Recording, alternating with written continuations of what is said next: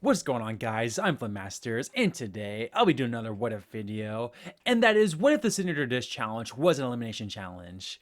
And yeah, this is obviously based on the elimination challenges we saw in seasons 19, 20, and 21, which, to be fair, it wasn't their actual signature dish, but yeah, this is essentially, you could essentially call this a worst signature dish challenge video. But yeah, obviously as well, we'll be seeing how the season, if not Hell's Kitchen history, changes if the worst signature dish from each season is the first boot, and obviously I have to speculate on who I think did produce the worst signature dish, because in some seasons it's obvious, in other seasons it's like I have to speculate. And yeah, we'll just kind of speculate. That's the thing. That's the thing about these what if videos. We can speculate what happens. And yeah, let's get right into the list with season one, which honestly might be one of my harder picks, as this was a really rushed signature dish portion of the episode, with pretty much everyone producing a bad dish, and thus there's not a true standout bad dish. You know, chefs like Jimmy and Andrew got torn apart pretty badly, but I do think in the end, Chris would be the first boot here. And the thing for me is, not only did he have a bad dish, but of course, he had the most experience out of the group and the most prestige, being the executive chef. And even argue with Ramsay about the dish, like that's obviously a big no-no. So yeah, I do think in this timeline, Executive Chef Chris is the first ever boot in Hell's Kitchen history, which, man, that would have been hilarious and way more satisfying than Carol Ann. On to season 2 now, and yeah, this is a pretty fun one, as pretty much all the signature dishes here are really bad, but I do think the worst of the worst would be Polly's, who of course was the first boot in real time. And the thing is, like, she was so nonchalant about how bad her dish was, and not only was it bad tasting, but it was obviously really, awful looking as well, to the point where Ramsay literally called it poodle shit. So I just can't see how any other dish is worse than Polly's here. Season 3 is definitely without question the biggest change in Hell's Kitchen history if the signature dish challenge resulted in elimination, as Rock would go from winner to the first boot in this scenario, as of course he was the first ever chef to serve pre-made food to Ramsay, a big no-no. And spoiler alert, pretty much anyone else who does this is an automatic elimination in my book, as again, that is just simply, the biggest no-no for Ramsay. It probably even, I would even say probably even more so than serving, like, raw food or just something crazy like that. So say what you will about Rock, but yeah, this is definitely a series changer in the show's history. On to season 4, and this is really easy despite this being the worst inner dish challenge ever, with Matt being the first boot here. And yeah, come on, the dude literally made Ramsay throw up. Like, you just cannot overlook that. And that definitely changes the season as well. Matt, of course, is a massive character this season, who gave us the iconic ride with Ben, made the black jacket, and say what you will about that, and say what you will about Matt as a character, but this is definitely a big change for the season, if not Hell's Kitchen as a whole. Season 5 is one of the more interesting ones, as you could even argue that Danny might have been in some trouble, but I don't think he was in as much trouble compared to the other two I'll talk about here. But I do think most people would think it would be Colleen. And to be fair, I do think her talking back to Ramsay could have resulted in an automatic elimination. But I do think Seth laughing about his dish is worse. Not only that, but I just simply think the dish was worse than Colleen's, as Ramsay made it very clear how pathetic his dish was after 15 years of cooking. So I do think Seth is the first boot here. But yeah, whether it is Seth or Colleen, it doesn't really change that much, other than we lose out on one of the main donkeys this season, getting absolutely destroyed by Ramsay. Season 6 is another tough one, as there are some pretty bad dishes, but not like automatic elimination type dishes. I do think the chefs that stand out the most in the worst of ways, though, are Louie, Melinda, and Amanda. And I actually think I'll go with Amanda as the first boot here, which definitely changes the season a lot more than the other two, as of course the other two were both gone by the end of the first episode. But as far as Amanda, again, she's such an amazing character, and as adorable as can be, and such a delight on an intense season like this. But I think for me, the fact that Ramsay basically told her she was doing nothing for 42 minutes with how little was on her plate, that's the big straw for me compared to the other two. And the fact that she was smiling and like being all giggly, not seeming to take it that seriously, that's another big no-no. So I do unfortunately think Sweet Amanda is the first boot here. The first boot of season 7 is the first blue team dish to be served this season, with that being Salvatore.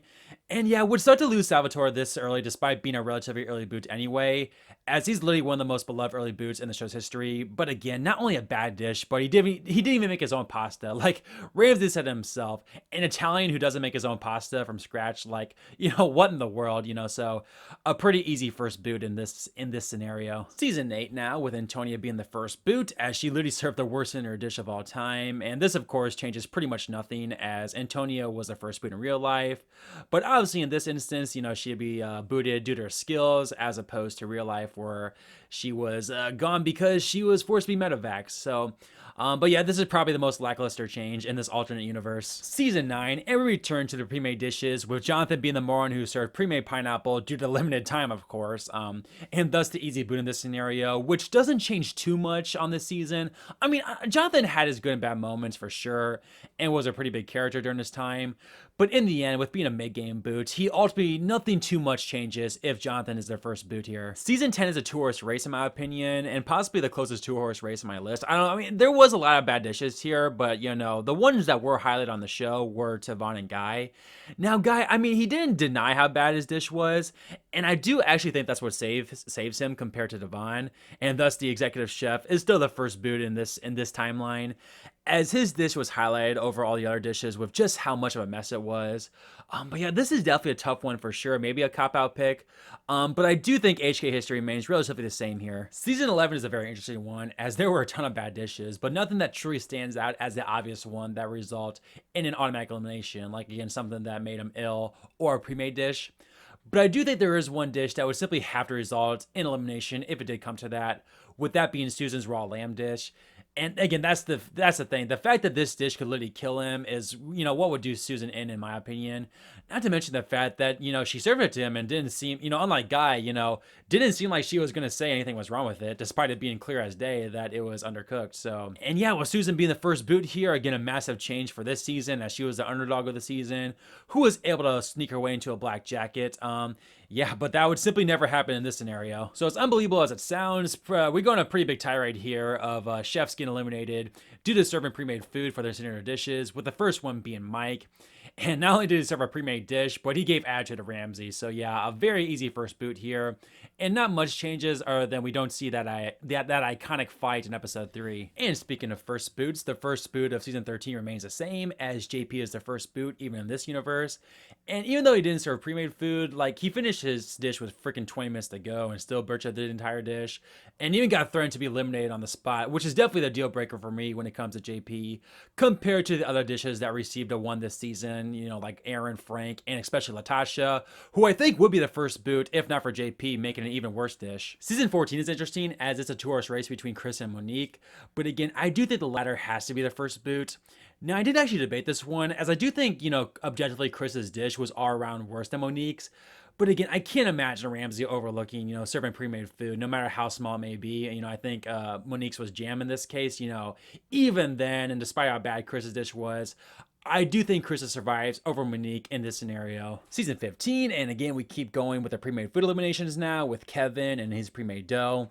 You know, again, I somewhat debate with Mark, but, you know, not really, especially since, you know, again, Ramsay threatened Kevin with elimination on the spot. You know, again, like I said, that confirms to me that he would have been the first boot for real.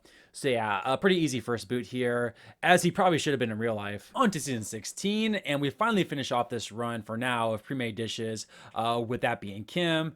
And Kim might just be as bad as Mike, as pretty much every part of her dish was pre-made in some way. So again, she has to be the first boot here, despite all the other bad dishes from the season, which would unfortunately make season 16 even worse if that's somehow possible, as obviously Kim is one of the few shining lights on the season, who had a good underdog run, and her getting a black jacket over Andrew is so iconic. But yeah, that doesn't happen in this timeline with her awful signature dish. On to All-Stars now, and this is an easy one, as Robin will go home for being the only All-Star to score a 1.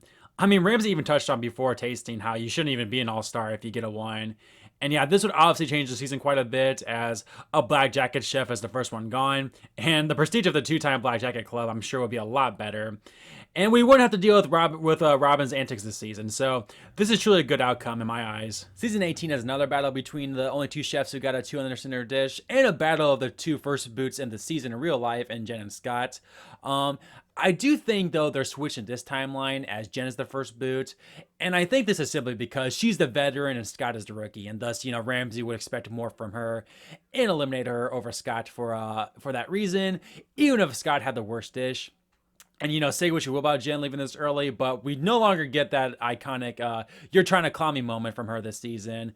an iconic moment in the history of the show, despite, Jen being absolutely pathetic. Season 19 is pretty funny because it introduced us to the first ever opening night challenge elimination, which inspired this video. But even if the elimination was based off of the signature dish, it would still be Kenneth. And, the fact that he was the only one to get a one, like, that alone makes it obvious. Not to mention the fact that he finished, with 20 minutes some of the JP, and, he still served an awful dish. Again, I feel so bad for Kenneth that he didn't get a chance to cook during service, but it is pretty funny that he's still the first boot in this timeline as well. And as far as Young Guns goes, we get what I believe should have happened in real life, as Michael's the first boot, after serving little shit to Ramsay, and in general, just producing an awful senior dish. Again, like I said, he probably should have been the first boot over Ava in the actual challenge elimination, but at least he did give us the iconic train wreck opening night service, which unfortunately wouldn't happen in this case. For season 21, and spoiler for season 22, we return to the packaged food dishes, although season 21 does not change nearly as much compared to season 22, as Nicole is the moron who is the first boot in this case. And again, all I gotta say is, how in the world do chefs not learn at this point in the show's history to not serve pre-packaged food to Gordon Ramsay? Like, it is genuinely insane. And again, as much as I love Demir, he's the first boot in this scenario, being the last, and hopefully the last ever person to serve prepackaged food. Let me know in the comments below if you think we'll ever get that ever again, because again, I just cannot fathom it. But yeah, like I said, a much bigger change here, as obviously Demir was a complete badass in the kitchen and a fan favorite of the season, and one of the many characters that makes the season so great and considered the most talented ever. But again, in this timeline, he's just simply known as a moronic first boot to serve prepackaged food to Ramsay, despite having all the evidence in the world not to do that. So, my goodness, how things could have changed here, I tell you what. And lastly, for season 23, Head Chefs Only, we end on a pretty anticlimactic note here, as Amber's the first boot, just like she was in real life.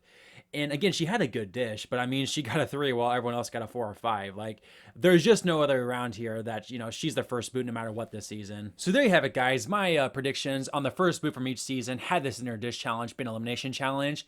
And as you can see, a lot of first boots are still the first boots in this scenario anyway, which I find pretty funny. But we also do get some pretty major changes as well, such as black jackets and fan favorites like Demir and Kim being gone really quickly. And of course, a freaking winner of the show, and Rock is a first boot as well. So yeah, pretty interesting stuff. But yeah, guys, thank you for watching this video, and let me know if there's any picks you disagree with, and also let me know some other what if videos you'd like to see me make in the future. But yeah, with all that said, take care everyone, and I'll see you next time.